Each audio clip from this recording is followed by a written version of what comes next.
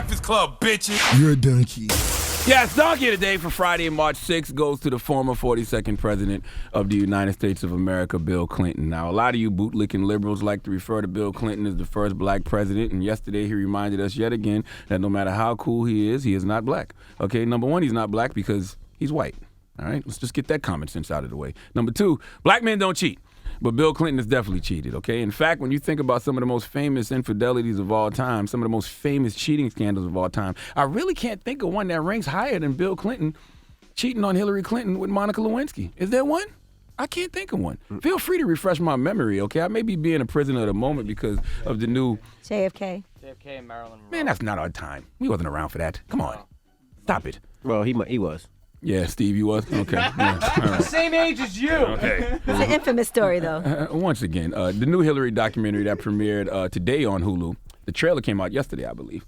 Now, for those of us in the male community who have made mistakes when it comes to our partners, by mistakes, I mean cheated. When we were young boys, not men, boys. When we were young boys and we were insecure and driven by ego, we did things like attempt to sleep with as many women as possible because we were feeding our egos. And the thing about feeding your ego's stomach is a bottomless pit, okay? Trying to fill your wounded ego by sleeping with a bunch of women is like pouring water into a cup that has a hole in the bottom. It's just not gonna happen. But one thing that men don't realize when you cheat on your significant other is you scar her for life.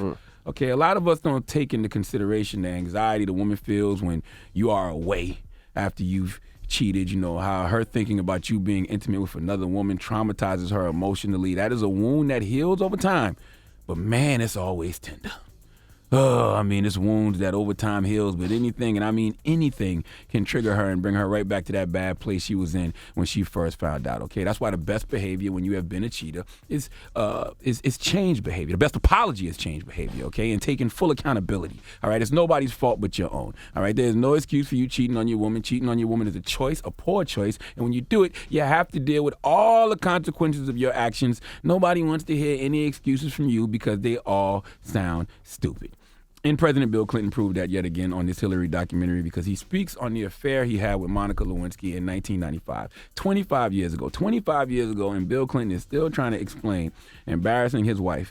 And when you do anything but simply say you made a poor choice and you were wrong, you end up embarrassing her more with your excuse. Would you like to hear what excuse Bill Clinton made in the new Hulu documentary, Hillary? Would you like to hear it?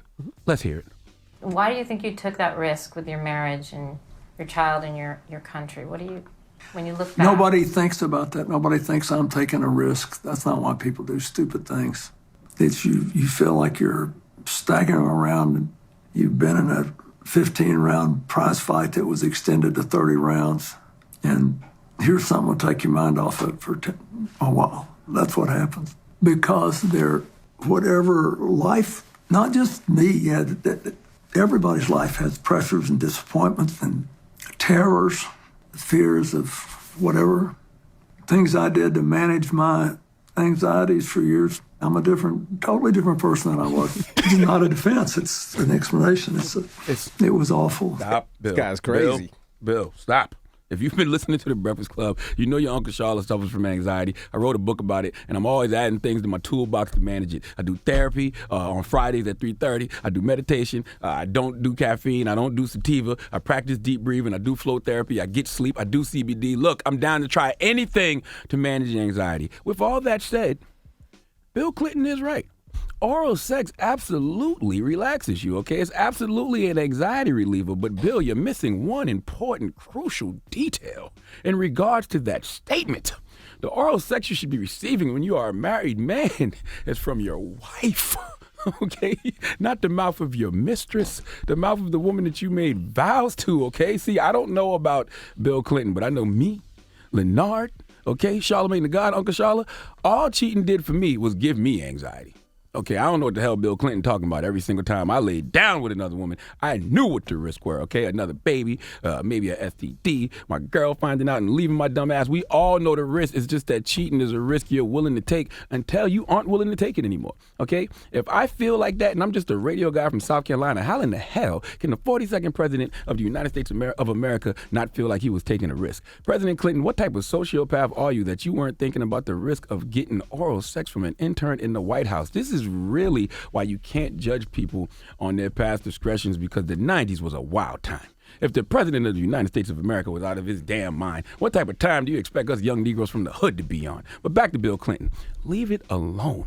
Okay, leave that young lady alone. Have some respect for your marriage. Have some respect for Monica Lewinsky, who, as the Queen Demetria L. Lucas said last night on Instagram, Monica Lewinsky's name is synonymous with a sexual act that everyone does, but folks just started admitting to without incurring shame 5 years ago. That's your fault, Bill. And you continue to cause that young lady trauma, even 25 years later, by telling the world that to you, her mouth was nothing but a Xanax bar.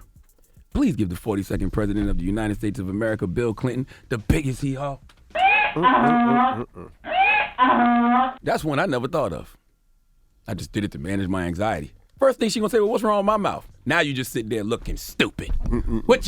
Now you just sitting there looking stupid when your wife says to you, well, what's wrong with my mouth? Why have this conversation? Like, why talk about it? 25 years later, why you? Because people are fascinated by it. He's and 80. Oh, I can't remember. This is why you don't reheat cold French fries. I'm with you. Leave them, You know throw that. them away. And let's be clear, okay? Even to this day, Monica Lewinsky can't really move around and function without people thinking about that. That is true. It affected her life more than anyone. I mean, her name is synonymous with oral sex. Her name has become, her last name has become a slang term for oral sex. I get it. I totally understand. All right, well. Damn, Bill. Donkey of the Day is brought to you by the law office of Michael S. Lamonsoff. Don't be a donkey. Dial pound 250 on your cell and say the bull if you've been hurt in a construction accident. That's pound 250 from your cell and say the bull.